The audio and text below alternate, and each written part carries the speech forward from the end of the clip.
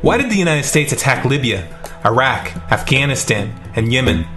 Why are U.S. operatives helping to destabilize Syria? And why is the United States government so intent on taking down Iran, in spite of the fact that Iran has not attacked any country since 1798? And what's next? What are we headed for? When you look at the current trajectory that we're on, it doesn't make any sense at all if you evaluate it based on what we're taught in school. And it doesn't make any sense if you base your worldview on the propaganda that the mainstream media tries to pass off as news. But it makes perfect sense once you know the real motives of the powers that be. In order to understand those motives, we first have to take a look at history. In 1945, the Bretton Woods Agreement established the dollar as the world reserve currency, which meant that international commodities were priced in dollars. The agreement, which gave the United States a distinct financial advantage, was made under the condition that those dollars would remain redeemable for gold at a consistent rate of $35 per ounce. The United States promised not to print very much money, but this was on the honor system, because the Federal Reserve refused to allow any audits or supervision of its printing presses. In the years leading up to 1970, expenditures in the Vietnam War made it clear to many countries that the U.S. was printing far more money than it had in gold. And in response, they began to ask for their gold back. This, of course, set off a rapid decline in the value of the dollar. The situation climaxed in 1971 when France attempted to withdraw its gold and Nixon refused. On August 15th, he made the following announcement. I have directed the Secretary of the Treasury to take the action necessary to defend the dollar against the speculators.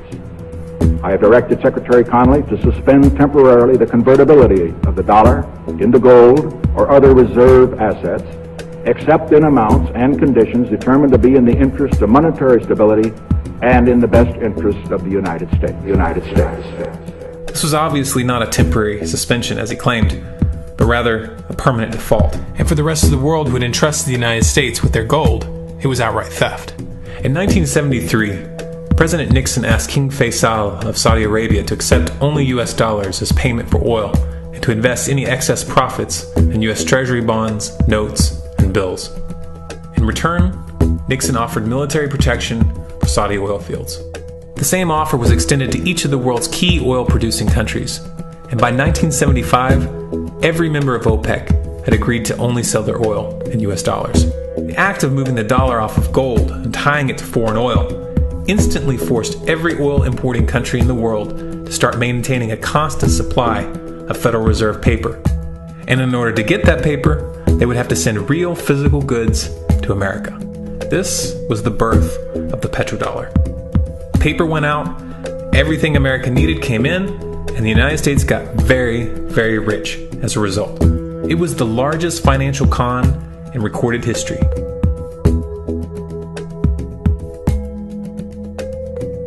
The arms race of the Cold War was a game of poker. Military expenditures were the chips, and the U.S. had an endless supply of chips. With the petrodollar under its belt, it was able to raise the stakes higher and higher, outspending every other country on the planet, until eventually U.S. military expenditures surpassed that of all other nations in the world combined. The Soviet Union never had a chance. The collapse of the communist bloc in 1991 removed the last counterbalance to American military might. The United States was now an undisputed superpower with no rival. Many hoped that this would mark the beginning of a new era of peace and stability.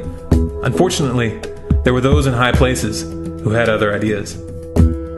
Within that same year, the U.S. invaded Iraq in the first Gulf War.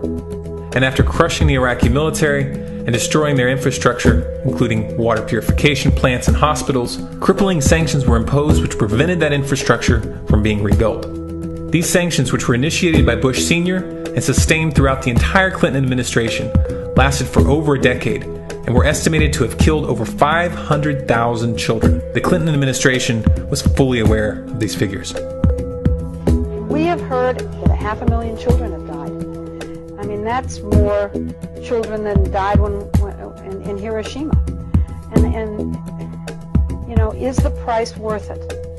I think this is a very hard choice, but we think the price is worth it. Miss Albright, what exactly was it that was worth killing 500,000 kids for? In In November of 2000, Iraq began selling its oil exclusively in euros. This was a direct attack on the dollar and on U.S. financial dominance, and it wasn't going to be tolerated. In response, the U.S. government, with the assistance of the mainstream media, began to build up a massive propaganda campaign claiming that Iraq had weapons of mass destruction and was planning to use them. In 2003, the U.S. invaded, and once they had control of the country, oil sales were immediately switched back to dollars. This is particularly notable due to the fact that switching back to the dollar meant a 15 to 20% loss in revenue due to the euro's higher value. It doesn't make any sense at all unless you take the petrodollar into account. So I came back to see him a few weeks later, and by that time we were bombing in Afghanistan. I said, "Are we still going to war with Iraq?" And he said, "Oh, it's worse than that." He said, he reached over on his desk, he picked up a piece of paper, and he said, I just got this down from upstairs, meaning the Secretary of Defense's office today, and he said, "This is a memo that describes how we're going to take out 7 countries in 5 years, starting with Iraq, and then Syria, Lebanon, Libya, Somalia, Sudan, and finishing off Iran. Let's take a look at the events of the past decade and see if you see a pattern. In Libya, Gaddafi was in the process of organizing a bloc of African countries to create a gold-based currency called the dinar, which they intended to use to replace the dollar in that region. US and NATO forces helped destabilize and topple the Libyan government in 2011, and after taking control of the region, US armed rebels executed Gaddafi in cold blood and immediately set up the Libyan Central Bank. Iran has been actively campaigning to pull oil sales off of the dollar for some time now, and it has recently secured agreements to begin trading its oil in exchange for gold. In response, the US government, with mainstream media assistance, has been attempting to build international support for military strikes on the pretext of preventing Iran from building a nuclear weapon. In the meantime, they established sanctions which US officials openly admit are aimed at causing a collapse of the Iranian economy. Syria is Iran's closest ally, and they are bound by mutual defense agreements. The country is currently in the process of being destabilized with covert assistance from NATO, and though Russia and China have warned the United States not to get involved, the White House has made statements within the past month indicating that they are considering military intervention. It should be clear that military intervention in Syria and Iran isn't being considered. It's a foregone conclusion, just as it was in Iraq and Libya.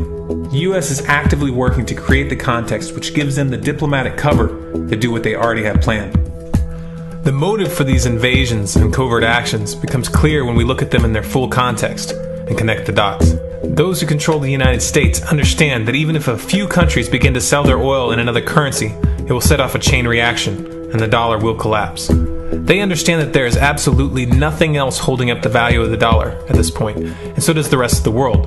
But rather than accepting the fact that the dollar is nearing the end of its lifespan, the powers that be have made a calculated gambit. They have decided to use the brute force of the US military to crush each and every resistant state in the Middle East and Africa. That in itself would be bad enough, but what you need to understand is that this is not going to end with Iran. China and Russia have stated publicly and on no uncertain terms that they will not tolerate an attack on Iran or Syria. Iran is one of their key allies, one of the last independent oil producers in the region, and they understand that if Iran falls, then they will have no way to escape the dollar without going to war. And yet the United States is pushing forward in spite of the warnings. What we are witnessing here is a trajectory that leads straight to the unthinkable. It's a trajectory that was mapped out years ago in full awareness of the human consequences. But who was it that put us on this course? What kind of psychopath is willing to intentionally set off a global conflict that will lead to millions of deaths just to protect the value of a paper currency? It obviously isn't the president. The decision to invade Libya, Syria, and Iran was made long before Obama had risen to the national spotlight. And yet, he's carrying out his duty just like the puppets that preceded him. So who is it that pulls the strings? Often the best answer to questions like this are found by asking another question. Qui bono? Who benefits? Obviously, those who have the power to print the dollar out of thin air have the most to lose if the dollar were to fall. And since 1913, that power has been held by the Federal Reserve. The Federal Reserve is a private entity owned by a conglomerate of the most powerful banks in the world. And the men who control those banks are the ones who pull the strings. To them, this is just a game. Your life and the lives of those you love are just pawns on their chessboard. And like a spoiled 4-year-old who tips the board onto the floor when they start to lose, the powers that be are willing to start World War III to keep control of the global financial system. Remember that when these wars extend and accelerate. Remember that when your son or your neighbor's son comes back home in a flag-draped coffin. Remember that when they point the finger at the new boogeyman, because the madmen who are running this show will take this as far as you allow them to. So how much time do we have left? It's a question I hear constantly, but it's the wrong question. Asking how much time we have left is a passive posture. It's the attitude of a prisoner who's waiting to be taken out to a ditch and shot in the back of the head. What are our chances? Can we change course? Also the wrong question. The odds don't matter anymore. If you understand what we're facing, then you have a moral responsibility to do everything in your power to alter the course that we're on, regardless of the odds. It's only when you stop basing your involvement on the chances of success that success actually becomes possible. To strip the ill-begotten power from the financial elites and to bring these criminal cartels to justice will require nothing less than a revolution. The government is not going to save us. The government is completely infiltrated and corrupt to the core. Looking to them for a solution at this point is utterly naive. There are 3 stages of revolution, and they are sequential. Stage 1 is already underway. Stage 1 is the ideological resistance. In this stage, we have to actively work to wake up as many people as possible about what is happening and the direction we're headed. All revolutions originate from a shift in the mindset of the population, and no other meaningful resistance is possible without it. Success in this stage of the game can be measured by the contagion of ideas. When an idea reaches critical mass, it begins to spread on its own and seeps into all levels of society. In order to achieve that contagion, we need more people in this fight. We need more people speaking out, making videos, writing articles, getting this information onto the national and international stage. And we especially need to reach the police and the military. Stage 2 is civil disobedience, also known as nonviolent resistance. In this stage, you put your money where your mouth is, or more accurately, you withhold your money and your obedience from the government, and you do everything in your power to bring the gears of the state to a halt. Practiced in mass, this method alone is often enough to bring a regime to its knees. However, if you fail at this stage, Stage 3 is inevitable. Stage 3 is direct physical resistance. Direct physical resistance is the last resort, and it should be avoided and delayed as long as possible, and it should only be invoked after all other options have been thoroughly exhausted. There are those who talk tough and claim that they will resist when the time comes, but what those people fail to realize is that if you are inactive during the first 2 stages and save your efforts for the last resistance, then you will fail. When the Nazis were moving door to door, dragging people out of their homes in Germany, that was the time to fight back physically. But due to the lack of ideological resistance and civil disobedience leading up to that moment, even an armed uprising would have likely failed at that point.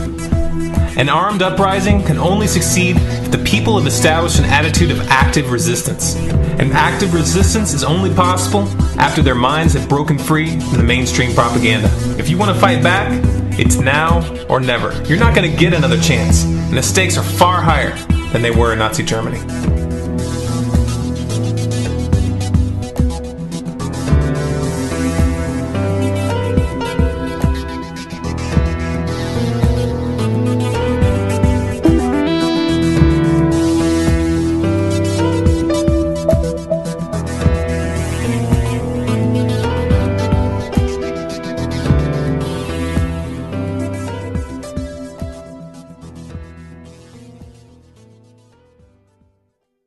Print very much money, but this was on the honor system because the Federal Reserve refused to allow any audits or supervision of its printing presses. In the years leading up to 1970, expenditures in the Vietnam War made it clear to many countries that the US was printing far more money than it had in gold. And in response, they began to ask for their gold back. This of course set off a rapid decline. In 1945, the Bretton Woods Agreement established the dollar as the world reserve currency, which meant that international commodities were priced in dollars. The agreement, which gave the United States a distinct financial advantage, was made under the condition that those dollars would remain redeemable for gold at a consistent rate of $35 per ounce. The United States promised not to. Why did the United States attack Libya, Iraq, Afghanistan, and Yemen? Why are US operatives helping to destabilize Syria? And why is the United States government so intent on taking down Iran, in spite of the fact that Iran has not attacked any country since 1798? And what's next? What are we headed for? When you look at the current trajectory that we're on, it doesn't make any sense at all. if you evaluate it based on what we're taught in school. And it doesn't make any sense if you base your worldview on the propaganda that the mainstream media tries to pass off as news. But it makes perfect sense once you know the real motives of the powers that be. In order to understand those motives, we first have to take a look at history and the value of the dollar. The situation climaxed in 1971 when France attempted to withdraw its gold and Nixon refused. On August 15th, he made the following announcement. I have directed the Secretary of the Treasury to take the action necessary to defend the dollar against the speculators. I have directed Secretary